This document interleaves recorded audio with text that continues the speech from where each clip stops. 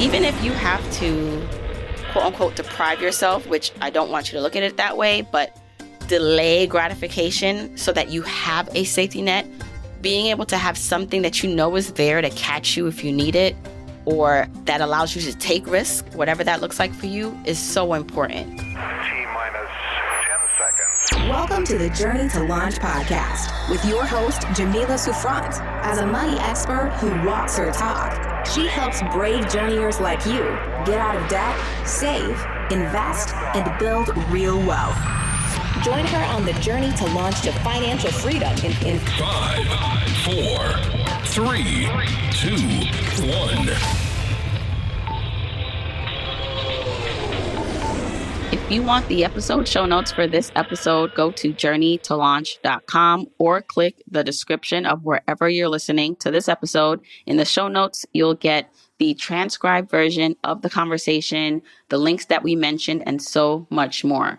Also, whether you are an OG journeyer or brand new to the podcast, I've created a free jumpstart guide to help you on your financial freedom journey. It includes the top episodes to listen to, stages to go through to reach financial freedom, resources, and so much more.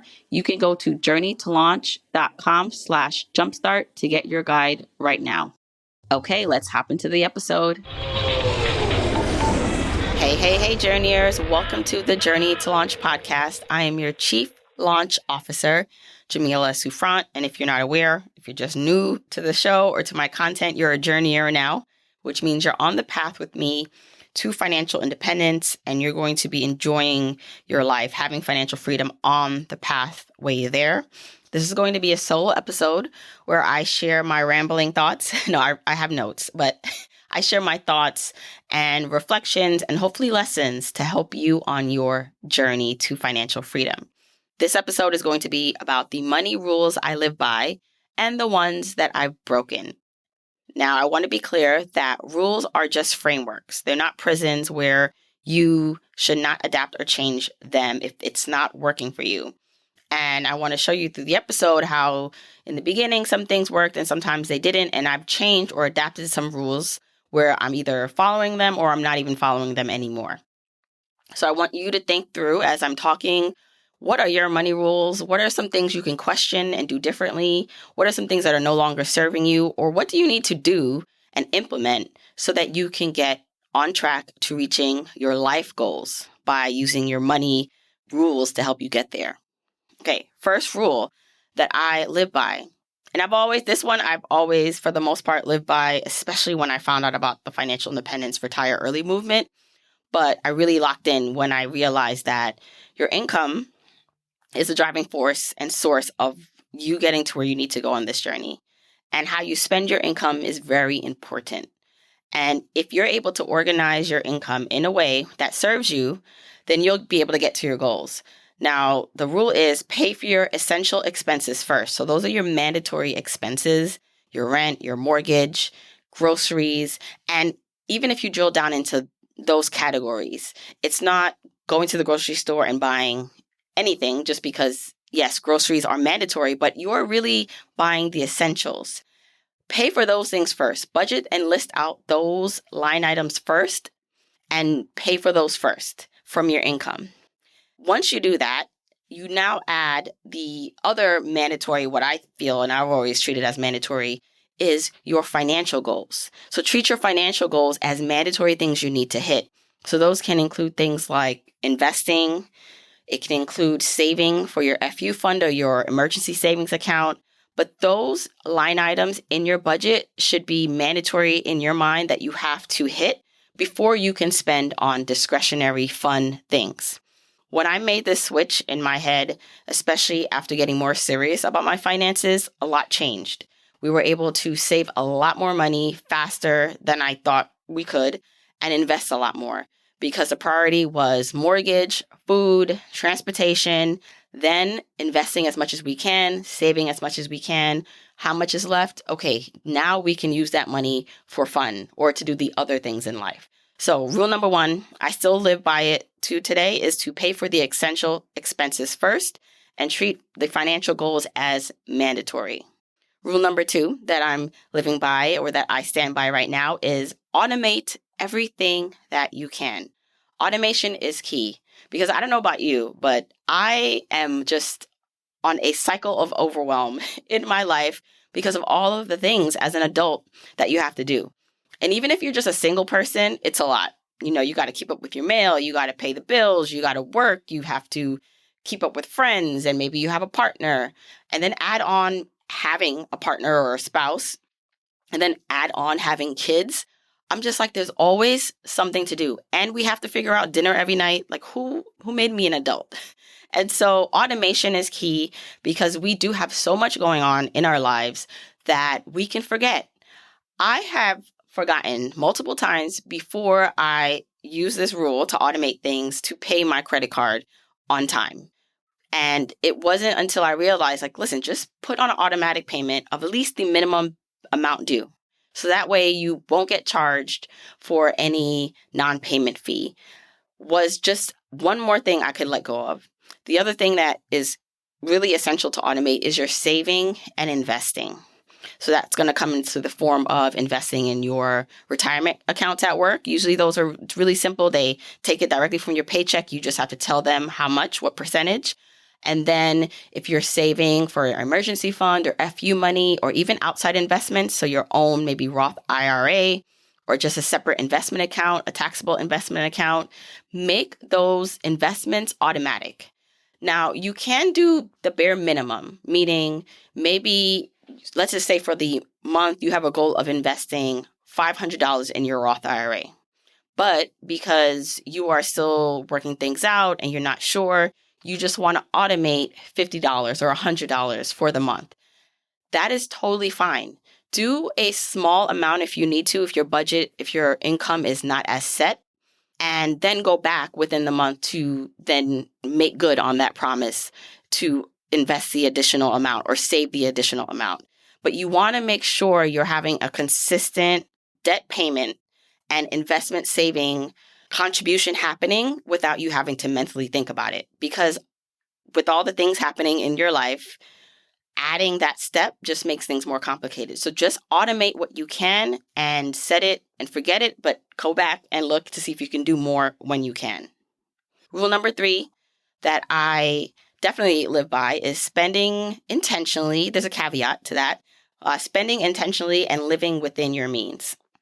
Now, just because you can buy something doesn't mean you should.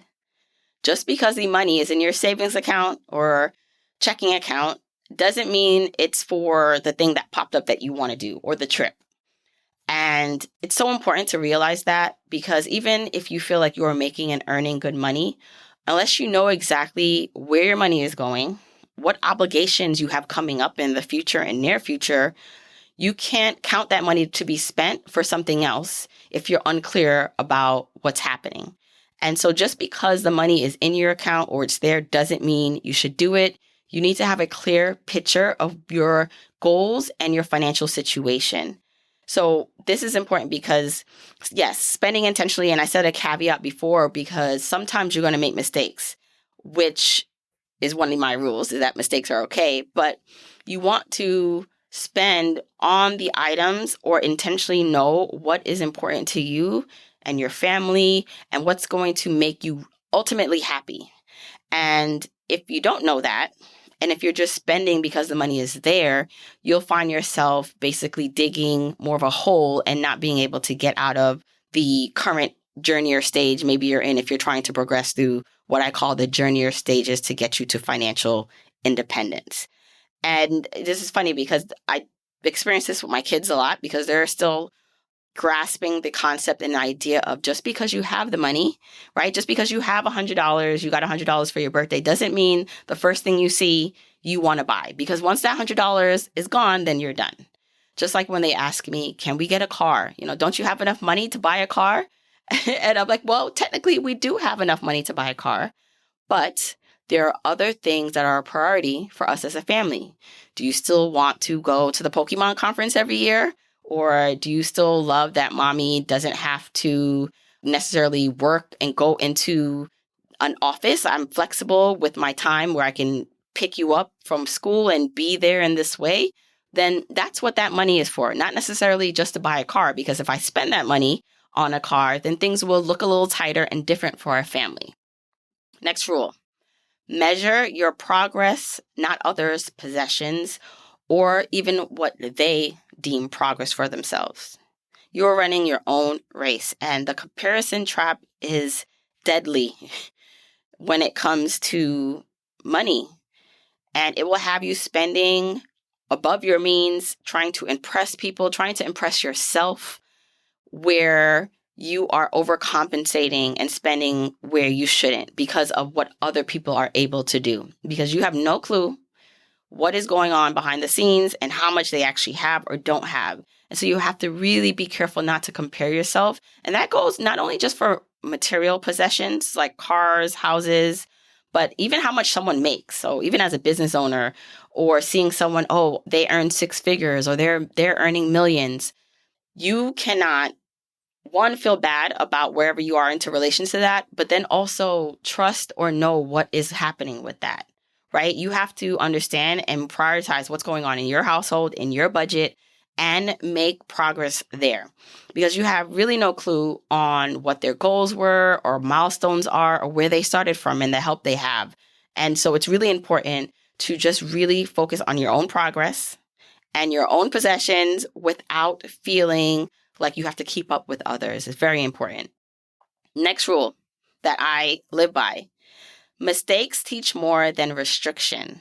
So this is something that kind of goes back to the spending intentionally that I talked about a little bit earlier, is that while, yes, I spend intentionally now, for the most part I also still make mistakes, quote unquote, within, let's say, my budget, or I'm not as tight with everything and I'm more flexible. And so I don't mind, and I'll give an example in a bit, in spending money or experimenting with things and then seeing how I felt or if I felt it was worth it. And this is important because it's just like when I'm talking to my kids and I'm telling them something and I'm like, why are they not getting this? Like, I'm literally trying to help you, like to stop you from making that mistake. And it's only until they make the mistake themselves. Maybe I've told them multiple times, put that book in your book bag, put it in your book bag, and then they're moving on to something else. And it isn't until they're in school and now they don't have the book they need that they realize, oh, I'm now reaping the consequence of not having this thing that I'm supposed to have, that hopefully the next time they will remember to be more responsible. It's the same thing with your life, ultimately everything, but also with money decisions. So for example, I definitely am, in our budget, eating out and eating for convenience is definitely something that is high up on our list right now in terms of what we spend money on. So I've saw myself, especially in the last couple of years, just spending more money on whether that's restaurant or fast food. And more recently, I just haven't been satisfied with the food quality or how things have been tasting when I buy something at a restaurant or even for takeout. And I'm just like, why did we spend $50 or $100 on this thing when I could have whipped up something at home? Now, of course, convenience and saving time is important to us. So it's not that we're not going to spend money anymore. But what I've seen now is that I'm being a lot more intentional, or I'm realizing that it's not worth it. Like, I actually rather just do it myself, right? Spend the 15 minutes to create that quick meal. And I'm finding myself wanting to be more creative with figuring out food choices for ourselves so that I'm not regretting spending the $50 or $100 on things that don't taste good or are not worth it to me. But if I would restrict myself, if I would try to do this lesson and say, I'm not eating out, I'm not doing anything, and I would have did this when I was in the midst of spending, it would have felt like a restriction. But now, because I've evolved and it's like been there, done that, I've had this meal from this restaurant, this takeout food 2 times in a row, and it's been okay, not even great, then I'm more in the mindset of it doesn't feel like restriction when I tell myself, you know what, let's not do that. Let me just go home and make some burgers. Like, that feels more empowering. But I wouldn't learn that lesson unless I had the experience, until I felt it. So mistakes can teach you more than restriction. And sometimes it is okay to experience that mistake, experience spending that money. And maybe you got to do it more than once to see, you know what, is it really worth it that I keep doing it this way? Because I'm not reaching this goal, or it's just money that I can spend somewhere else.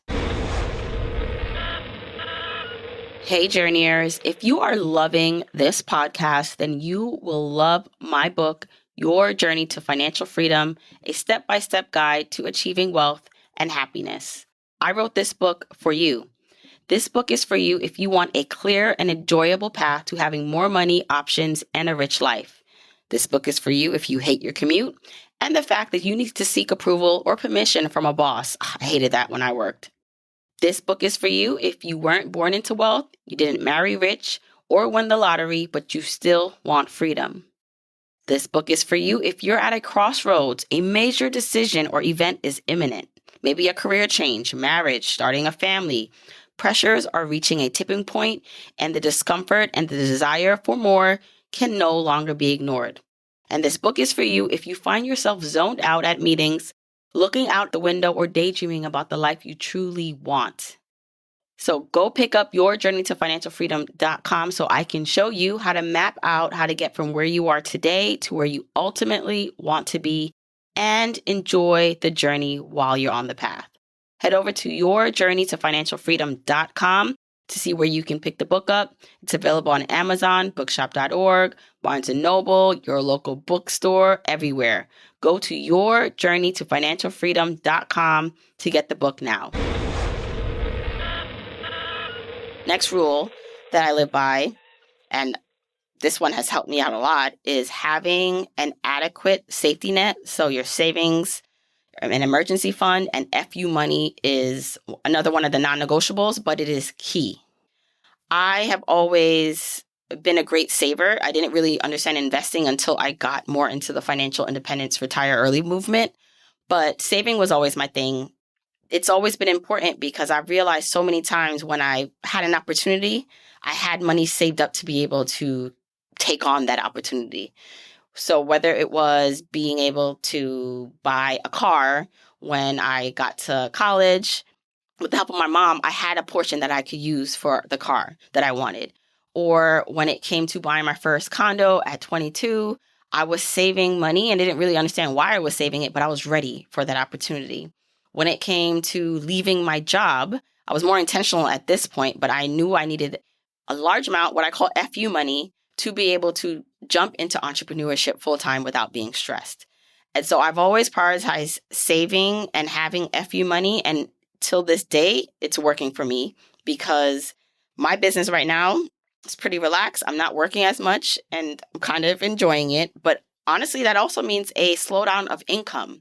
But our lifestyle and the way we spend money has not changed and hasn't needed to change because I'm relying on the big FU fund and safety net that I've created for myself.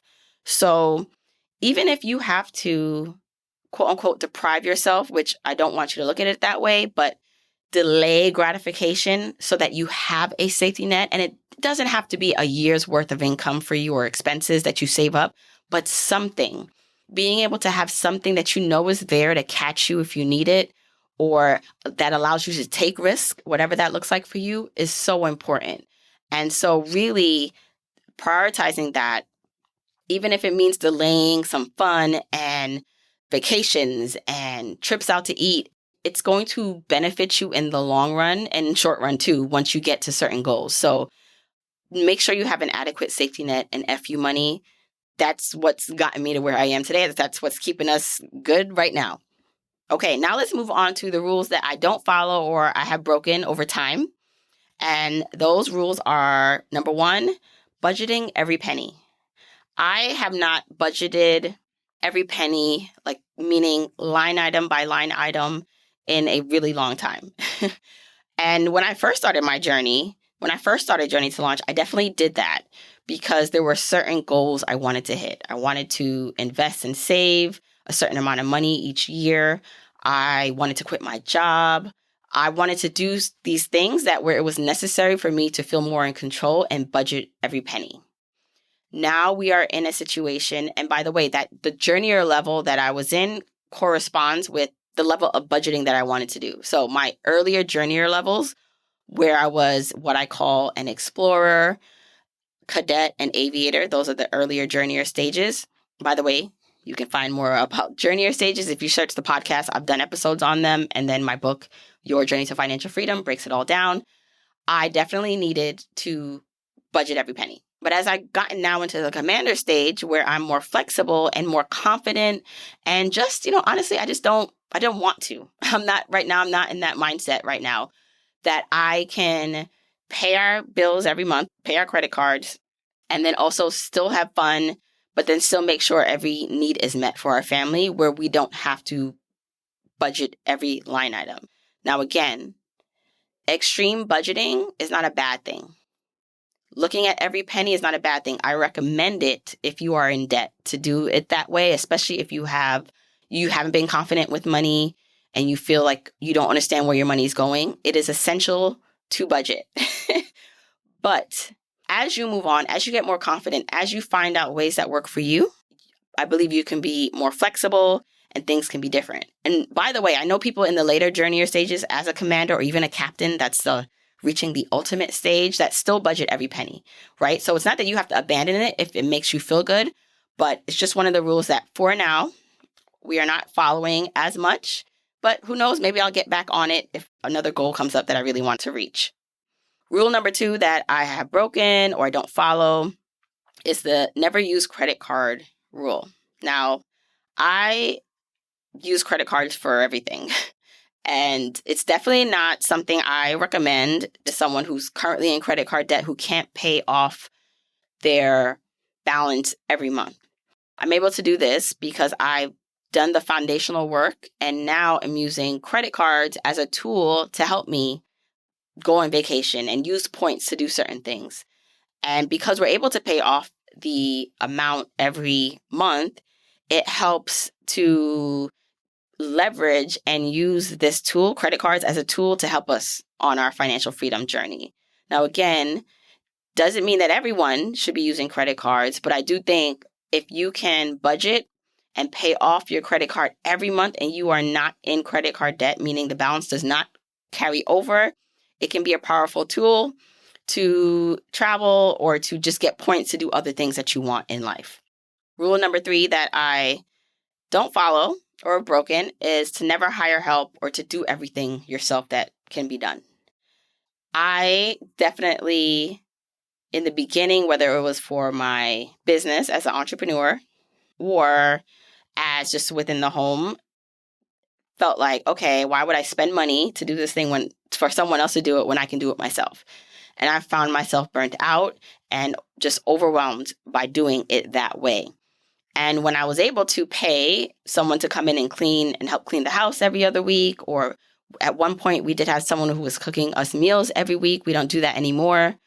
Or even in my business, the help that I have to do certain things, it is well worth it if it can fit into our budget. And it's not necessarily a matter of just not doing it just to save the money. As someone who is a mom of 3, who is busy, there are just some things that I'm just like, I'd rather pay someone else to do it or pay for the service. And that's okay, right? You have to evaluate that within your budget to make sure it works. There are some things we stop doing just because for right now, it doesn't work for the budget. But if you can afford to do it, then it makes total sense to do it. The other rule that I don't follow anymore is saving every last penny.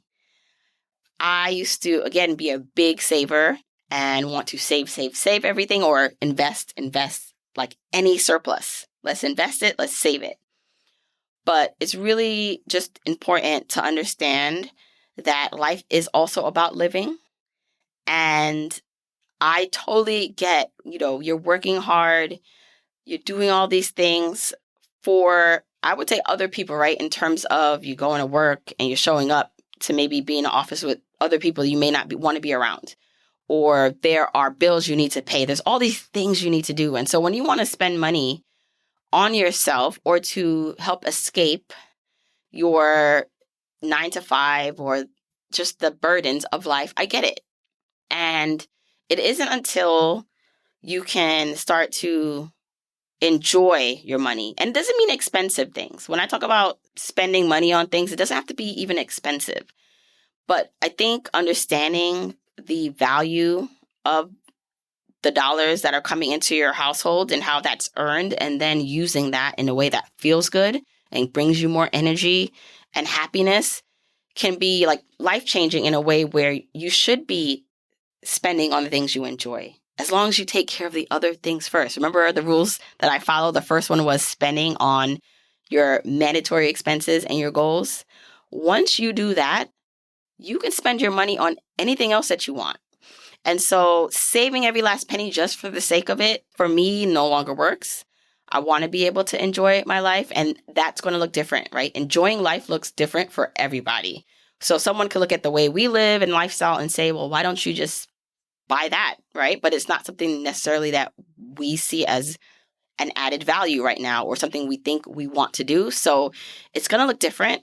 But understanding that saving every last penny at the detriment of your joy or experiences is counterproductive to the journey to financial independence. And to understand that balance, and whether that's spending on learning, health, travel, it can pay off in other ways in happiness or even helping you be more quote unquote productive and happier in life. And the last rule that I basically don't follow and have broken, which helped me get to where I am today, is the rule of avoiding risk at all cost. This is something that I definitely do not follow. Now, I'm not I wouldn't categorize myself as a risky person. I'm in the middle. I'm a healthy risk taker. I make sure that I have a parachute before I jump versus just jumping and trying to figure out on the way down. And so, unfortunately, in this world that we live in, without risk, there are no rewards. And if you try to avoid all risk in life, you won't grow. It's applicable to your career, to relationships, to money, to investing. Anything that is too safe is safe for a reason. And I agree with things being safe in your life. I have a lot of safety nets, whether that's my relationships or my money, and just things that are just pillars for me. But then there are opportunities for yourself to grow outside of what is safe. And you have to have the discernment to know what that is for yourself and the planning to help be able to take on those risks. So it's really something where I believe, depending on your personality type and your current situation, is what kind of risk can you take? And again, not saying to go run out and buy crypto or invest in something risky that you're going to lose all your money. But think about the risk you can take by, maybe you're nervous in terms of raising your hand or volunteering for something at your job or speaking up. And the risk is literally just speaking up and saying what's on your mind or contributing in that meeting. That's a risk for some people, where it feels scary to say anything. But what things can you do that are going to put you outside your comfort zone in a safe way where you won't die, you won't lose all your money, but that will help you, whether that's investing in a course, investing in coaching, investing in more in your 401k. What are some of the things that you can do that feel risky, but are not going to be something that's going to cause death or harm? And think about how you can have more and take more calculated risk in your life to get your ultimate goals. Now, remember, I shared a bunch of rules just now, some that I follow and then used to follow or that I'm breaking, but that it's really just frameworks. These are not meant to be a prison or something that you forever do. There are some goals that maybe I mentioned that I do now that I might not do in the future, or maybe I will adapt as I grow. So breaking a rule or not doing a rule well, quote unquote, is not a failure. It's going to be adjustable and flexible depending on the journey you're on and the stage of life you're in. It can be strategic evolution as you go through and grow through this journey of life. And it's going to evolve. It's going to evolve with your age, your responsibilities, with just life. And that's okay too. So I want you to think about the current rules that maybe you don't consider them rules, but things that you follow and that you're doing. Maybe there was a rule or something that I said that you want to implement and you want to do. Maybe there's a rule that I said I'm breaking and you're like, that's not a rule I can break or want to break. But I'm so curious to know what rules or frameworks you're following for your money journey. You can share that with me. I'm on Instagram, Twitter, and Facebook. I mostly hang out on Instagram, although I admit I have not been as active, but you can go to @journey2launch and let me know. Take a screenshot. Take a screenshot that you're listening, share it, tag me @journey2launch so I can see it and I can repost you. If you're on my newsletter list, I send out a newsletter with tips and all the info just in case you missed something here on the podcast every week. You can go to journeytolaunch.com/join. I think that link should work. And join the newsletter list. But if you're on my newsletter, respond to the newsletter and tell me what rules resonate with you, or maybe there's a rule that I missed that you're like, that this is an important one that works for me. I'd love to hear it. Also, remember to share this episode with anyone who you think will find it useful. Don't be selfish. Share with your peoples. Let them come on the journey with you too. All right, journeyers. Until next week, keep on journeying. Don't forget, you can get the episode show notes for this episode by going to journeytolaunch.com or click the description of wherever you're listening to this. And you can still grab your Jumpstart Guide for free to help you on your journey to financial freedom by going to journeytolaunch.com/jumpstart. If you want to support me and the podcast and love the free content and information that you get here are 4 ways that you can support me and the show. 1, make sure you're subscribed to the podcast wherever you listen, whether that's Apple Podcasts, that purple app on your phone, your Android device, YouTube, Spotify, wherever it is that you happen to listen, just subscribe so you are not missing an episode. And if you're happening to listen to this in Apple Podcasts, rate, review, and subscribe there. I appreciate and read every single review. Number 2, follow me on my social media accounts. I'm @JourneyToLaunch on Facebook, Instagram, and Twitter, and I love interacting with journeyers there.